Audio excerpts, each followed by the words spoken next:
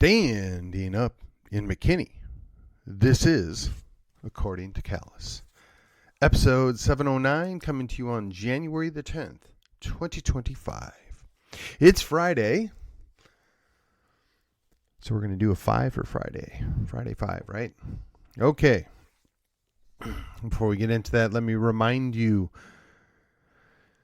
we're restarting the show. We need to regrow it. We need to focus on what do we got to do to make the difference right here in Collin County, and that is accomplished by liking, sharing, subscribing, following, joining me on the social media of your choice. I have a page and a group at Facebook. I'm a pro at Gab, and I still drop in at MeWe. And you know what? We're going to see where else we can expand. But as a one-man show, you can only do what you can do when you can do it. So here we go on with the program. All right. So today we're going to talk about the choices we make, right? So the Friday 5, choices we make. All right. So in Texas, we've had a whole lot of drama. This speaker race in the Texas House. Now, I know there are legitimate reasons why you would support an individual of your choice, whether it's this guy Cook or the guy Burrows. There are legitimate reasons why anybody in the Texas House that's a Republican might support one over the other. The Texas House made caucus rules as the Republican caucus. Whoever gets a majority of the full caucus, which I believe the threshold was 60%, everybody agreed to follow. Now, I understand how this went down. I understand why it went down. But the full caucus never voted. And when you vacate your slots, you're reducing the number of people present, which then drops the number required in order to hit the 60% threshold. So there's lots of blame to go around here. And both sides have very valid points why they're right.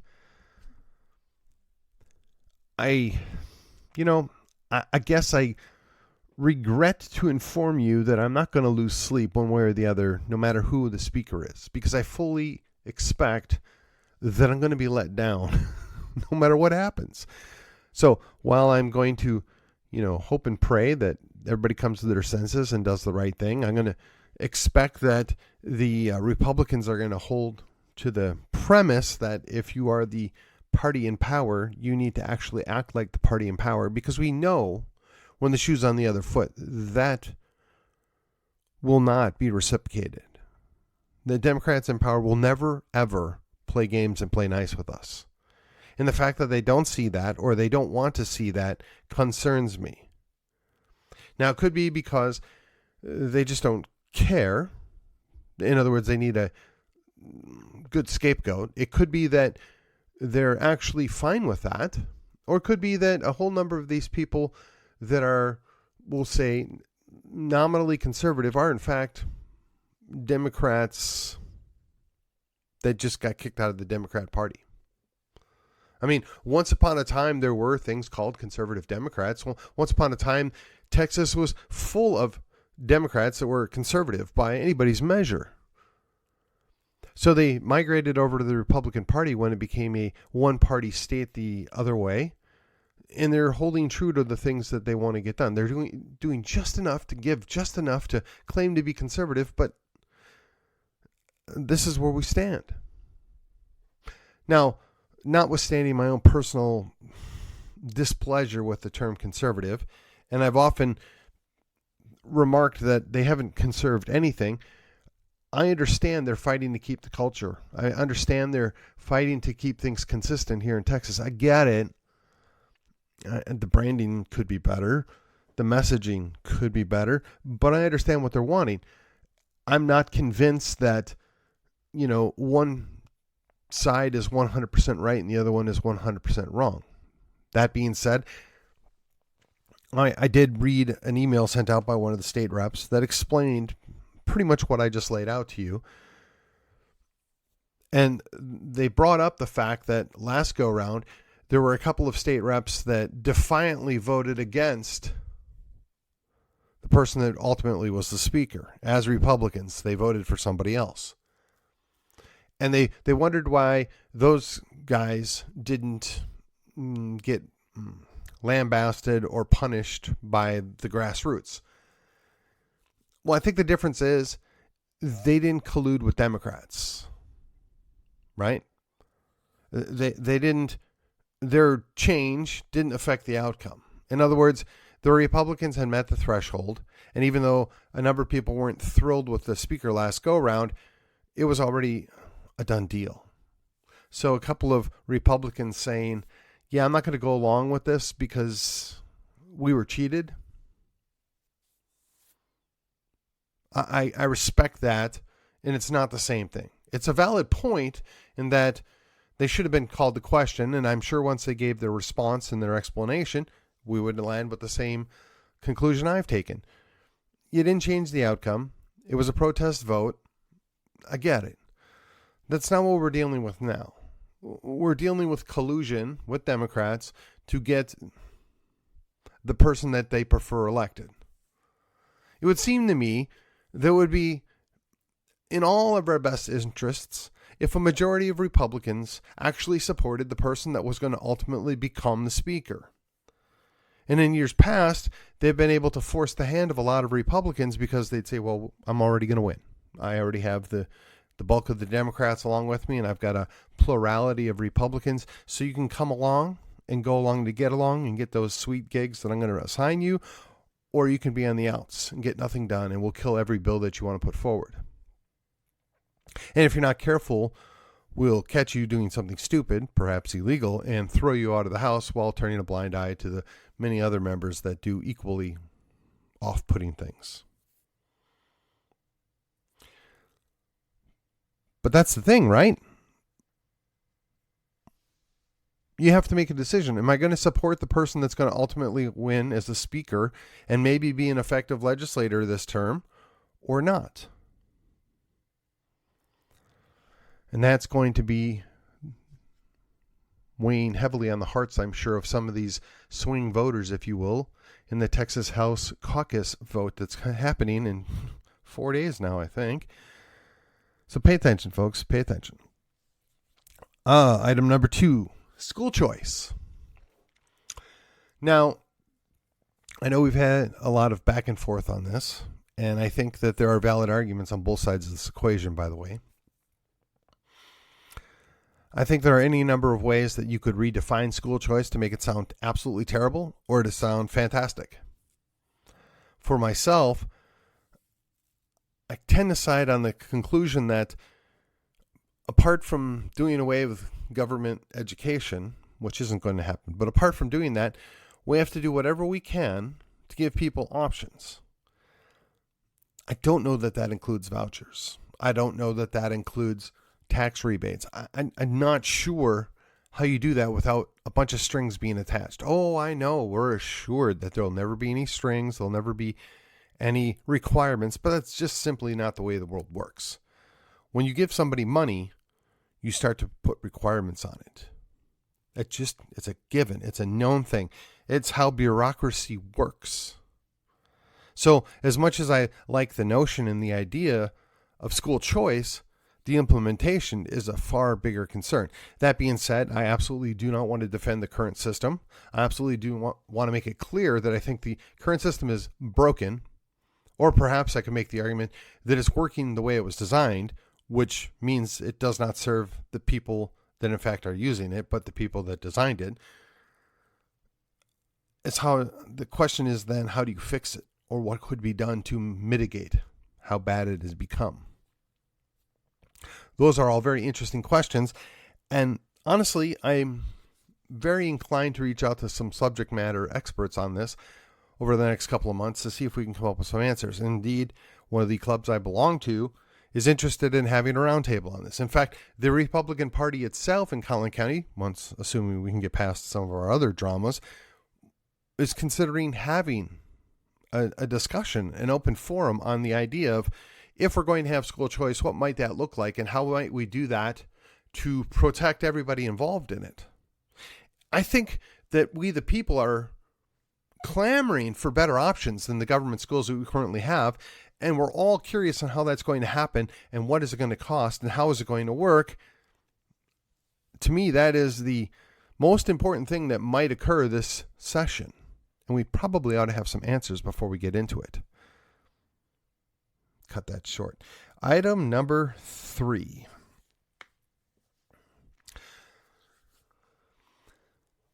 So there's the 2 P's, right?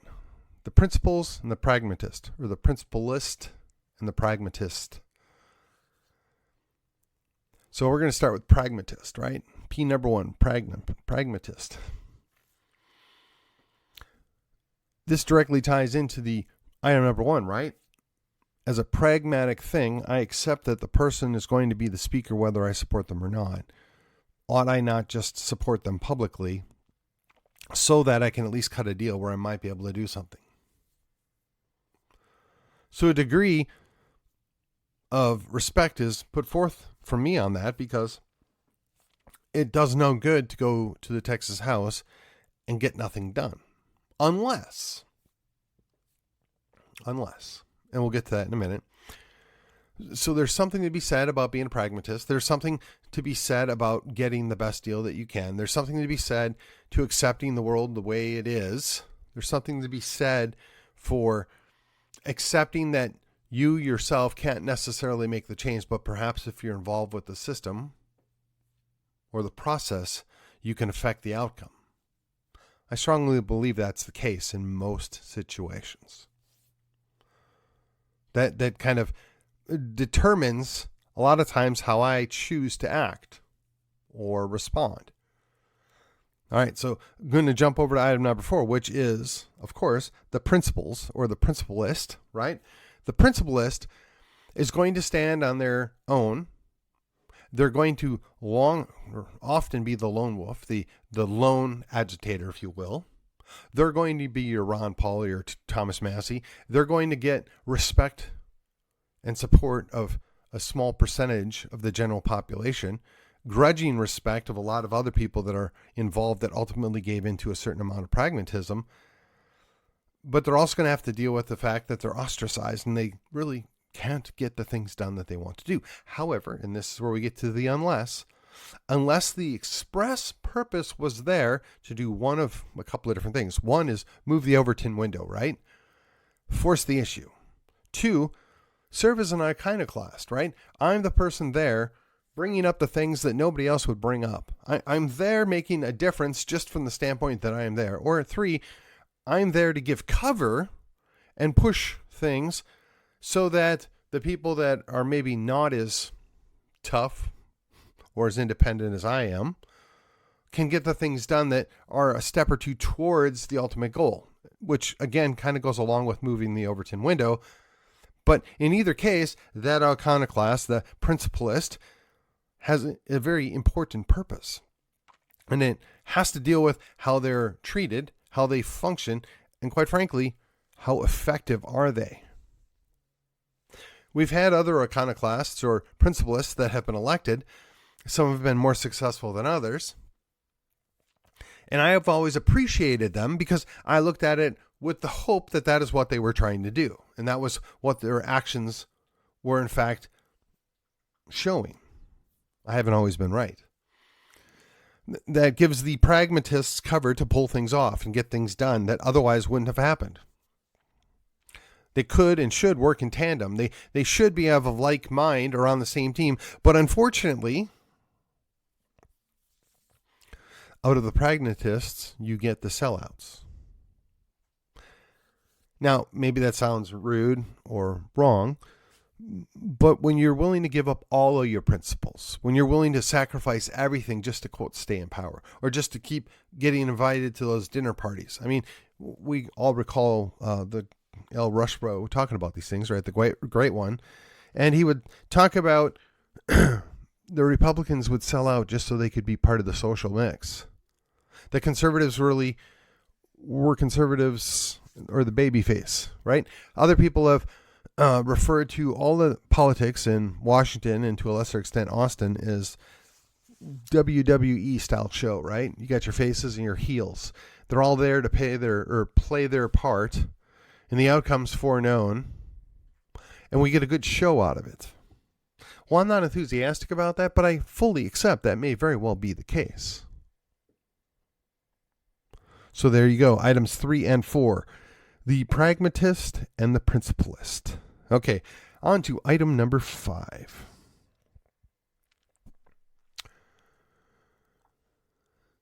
I try to live by a mindset. Always do the right thing. Christianity subscribes to that, right? We're not supposed to give ourselves over to sinful behavior. We're supposed to always be, good ambassadors for Christ. We're supposed to be, peaceable, kind-hearted, right? There's a whole list of things we're supposed to extol. That requires sometimes that we've got to take it on the chin. Sometimes metaphorically and sometimes literally. But doing the right thing also requires that we have to accept when we're wrong or when we misunderstood or we overstepped. We have to own our mistakes.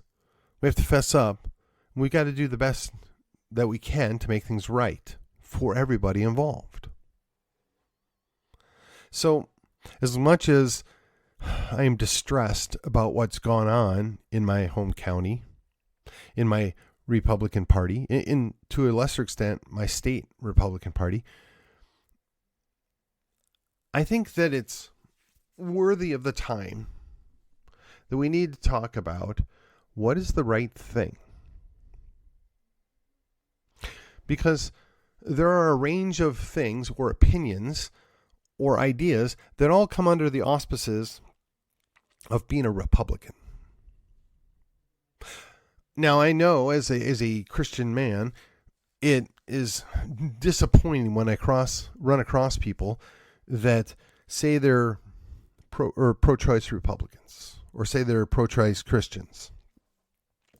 I can't wrap my head around that, but I accept that. Well, maybe they're referring to the exceptions or the things that are outside of the general rule. If that's the case, I understand it. I use a little grace. Maybe I push back if it's somebody I know a little bit on it. But on the flip side, there are times that I find myself not being far enough along on that equation. Let me give you an example. There was a move by a small group of people at the state party convention. And they felt like the state party should put out a stance that we oppose in vitro fertilization. Now, I'm sorry. I don't think that would have passed even if it went to the floor. I don't think it would have passed out of the committee I was in, but we agreed to table it for a number of different reasons, but primarily because the outcome or the goal behind in vitro fertilization and all the actions behind it are a net positive overall. Now, that's really hard to swallow. That's very difficult because if you know what's involved with the process, there's death. There's lots of icky things. It should make you uncomfortable. But how do you tell a family or a husband and wife that you can't have kids? We're not going to allow you. In fact, the technology exists. You can do all these different things, and we're absolutely forbidding you from doing that. I'm not comfortable with that. I think that's a bad idea. Notwithstanding the pragmatic view of it, just as a principled thing, because that situation will never improve. It will never get better if we don't spend time doing it. That doesn't mean that I don't fully understand the dichotomy of what's playing out there, that I don't understand that this is in conflict with my own stated views, but it means that I accept that we're in an imperfect world, and sometimes things that I don't like occur. That sometimes there are things where the compromise really stinks, but it's what's necessary. It's how technology improves. It's how people's lives improve. Now, yeah, maybe that's an odd example. Maybe that's something that makes you very uncomfortable. And quite frankly, when you know more, it's going to make you uncomfortable. On the surface, all we see is, hey, they were able to have a baby when they couldn't before. But nobody considers the cost or what was involved with that. and the pain that is inflicted in the family in order to pull that off, and the cost. And when you then factor in the fact that our own senator and our own presidential candidate are fully in support of being able to do this, do you want to contradict them? Do you want to tell them they're wrong? Do you want to create a battle royale over this issue just before the general election? Well, no, of course not. But you should be uncomfortable. You should question whether or not it's a wise idea, whether or not it's the best. And you know what? It doesn't always work for everybody. And there are instances where maybe it's not the best option, or maybe there are other options. It shouldn't be lost on anybody that we have literally millions of children that would love to be adopted by a loving family. But there's always a need where you want to have your own child, the child that you created. I get it. I do. I'm not sure what it would be like to adopt a child that's not your own. I mean, I've known family members, I've known close friends that have done it, and they're very happy, and it's worked out fairly well for them, or very well for them, depending on, the circumstances. But I didn't experience it. I don't know. I'm certainly not going to dismiss it, and I can say I certainly support that over in vitro, but that's just my personal opinion. And again, I have no personal experience with either one of those other than observations. And I really don't feel comfortable jumping in on either situation and telling anybody they're wrong. Clearly, adoption is the loving, appropriate choice to take care of children that don't otherwise have parents. But creating babies from, materials collected, that's an entirely different thing. That's at the level of playing God. So, yeah, I'm a lot more uncomfortable with that than the other. But just because you can do something doesn't mean you should, right? But it also doesn't mean that we should force everybody else from not. It also doesn't mean that because there's some obvious downsides or problems there, that we have to shut it all off. Because it's going to happen. And the question is, can we improve it and make it less problematic, less death involved in it? Or do we just do nothing at all? We have to engage in the issues around us. So you have to ask yourself, what is the right thing? And how do you do the right thing? Well, I would submit to you, if it's on an issue like that, you probably ought to know what's going on. You probably ought to figure it out, and you probably ought to weigh the costs. Rather than doing a knee-jerk reaction, which, look, we're all guilty of from doing from time to time, you need to spend a little time and fully understand it. Just a thought. So when it comes to doing the right thing, you probably ought to know full on what the right thing is before you make that decision. Well, folks, I'm going to cut a little short. Thank you for joining me. Tell your friends, and I'll be back next week. And until then, I will see you on the other side. Wanted. Young men to rebuild Western civilization. Must be unafraid of pain, blisters, intellectual rigor, and a lifetime of long shifts with swords and shovels, digging ditches, repelling invaders, and reading stacks of books taller than their fathers. Must be impervious to manipulative women of all sorts, giggling virgins, cyber skanks, and even full cauldrons of Karens or hand-wringing clergy, but always seeking to hear and heed the words of Lady Wisdom. Immune to the leadership of hypocrites and LARPing online masculinitats, unaffected by abusive authorities, petty professors, and all brokers of official respectability.